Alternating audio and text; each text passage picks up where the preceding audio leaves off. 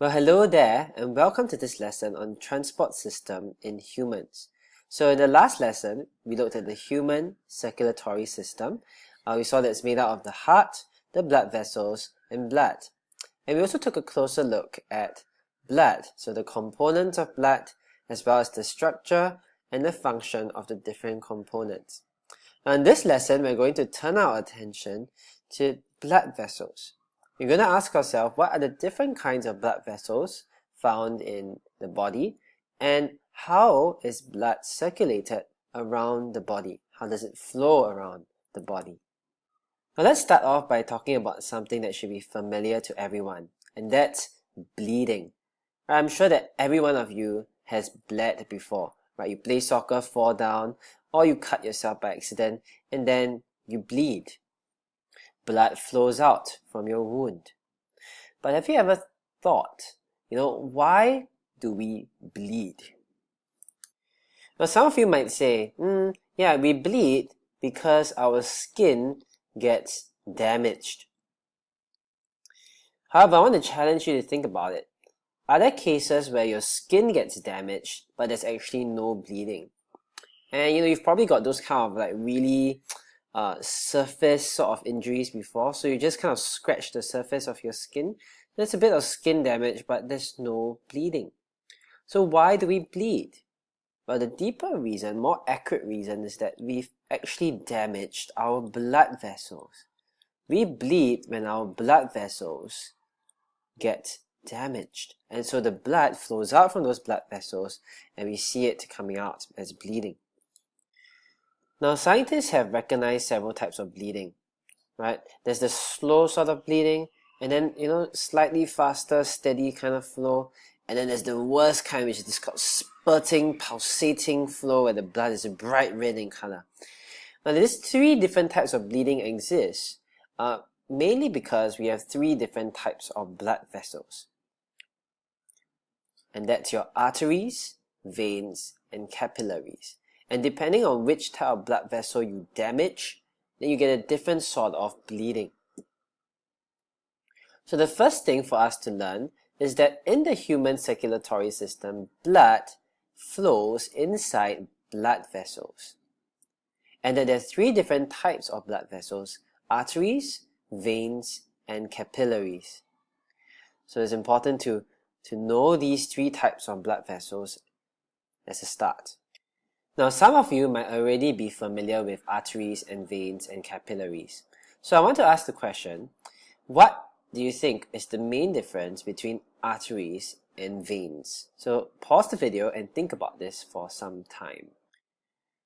Now, some of you might have answered, Mr. Lim, I think arteries are blood vessels that carry oxygen-rich blood, while veins are blood vessels that carry oxygen-poor blood.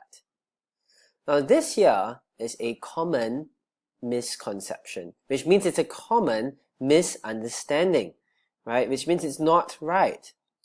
The main thing that defines an artery or vein is not the kind of blood that it carries, right? In fact, some arteries carry oxygen-poor blood, while there are veins which carry oxygen-rich blood, as we shall see later on.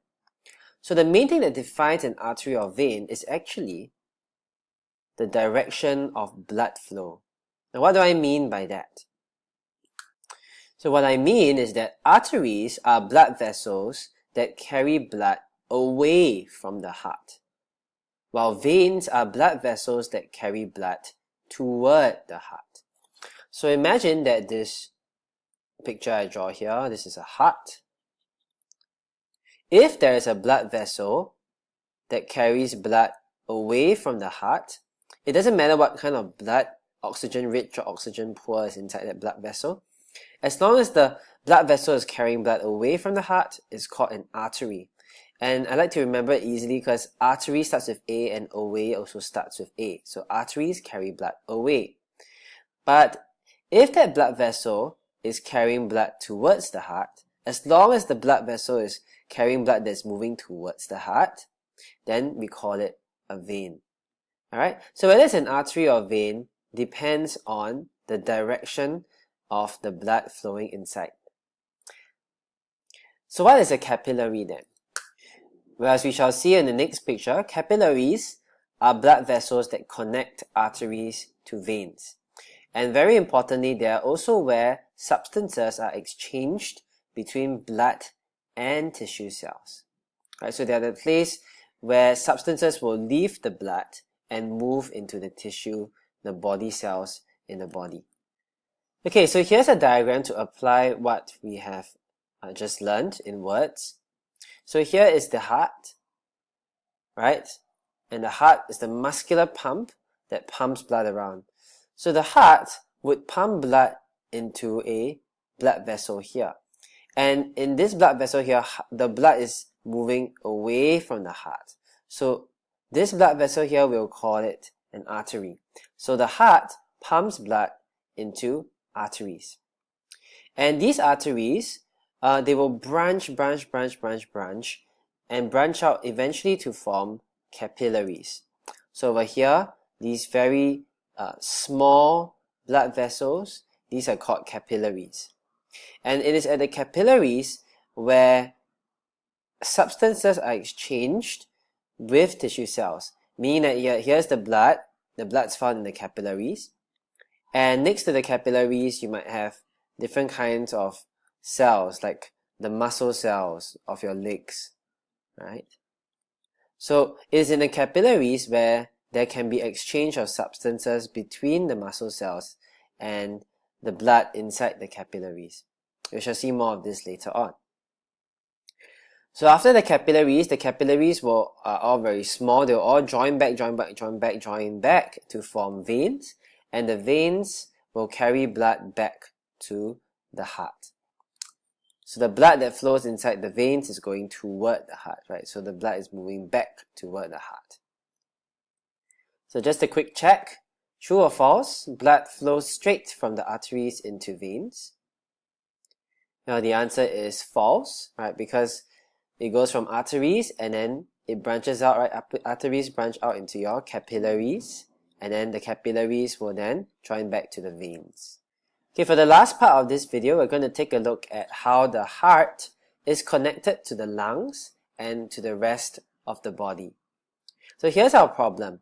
The heart is the muscular pump which helps to pump blood.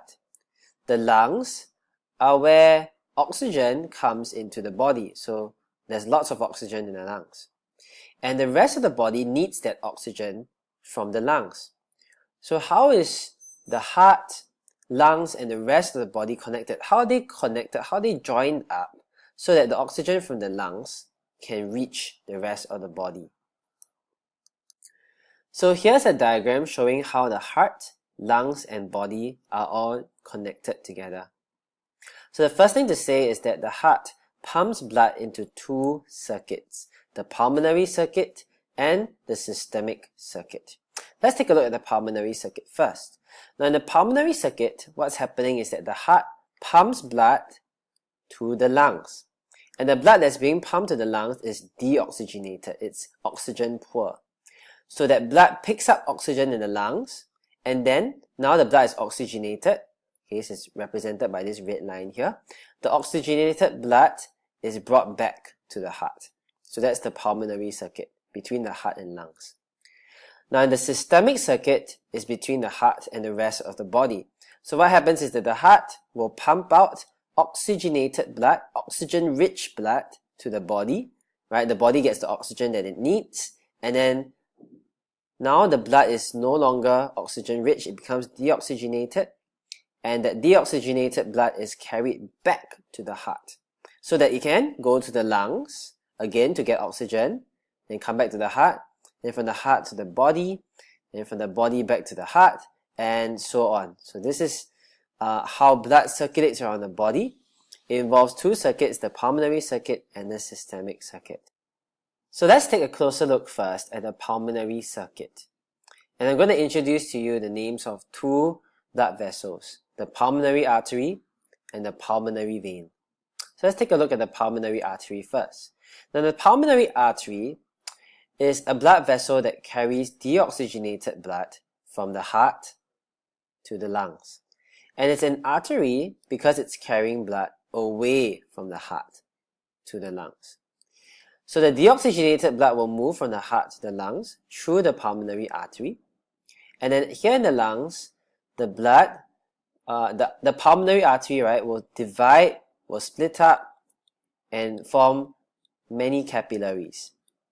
And here in the capillaries, right, oxygen will move from the lungs into the capillaries. So the blood will pick up oxygen in the lung capillaries.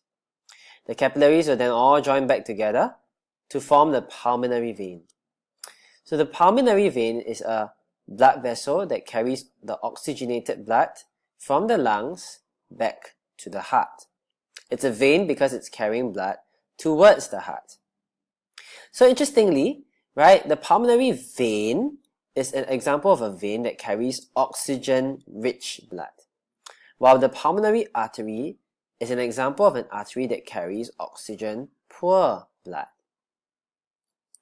Now moving on to the systemic circuit. Now over here, I'm going to introduce to you the names of two blood vessels, the aorta and the vena cava. So the aorta is an artery and it carries the oxygenated blood, so blood that has just come from the lungs, right, it goes into the heart and then it's pumped out through the aorta to the rest of the body. The aorta is an artery because it carries blood away from the heart. The aorta will then divide until it forms capillaries in all the different parts of the body. And then those capillaries will exchange substances with the tissue cells. So the oxygen, for example, will move out of the capillaries into all the tissue cells that need oxygen. So all the capillaries then will then join back together to form a vein. And this vein is called the vena cava. So the vena cava is a vein that carries the deoxygenated blood from the body back to the heart. It needs to go back to the heart so that the deoxygenated blood can then go to the lungs again to pick up more oxygen. Alright, so the vena cava is a vein because it's carrying blood towards the heart. Alright, so in summary, we have learned about the names of four main blood vessels, the pulmonary artery, pulmonary vein, aorta, and vena cava. I would like you now to complete the summary table in your note. And also, you can do a quick check for yourself. It's true or false question. Do all arteries carry oxygenated blood and all veins carry deoxygenated blood? And also, what is the difference then between arteries and veins? So we're done with this video and I'll see you in the next one.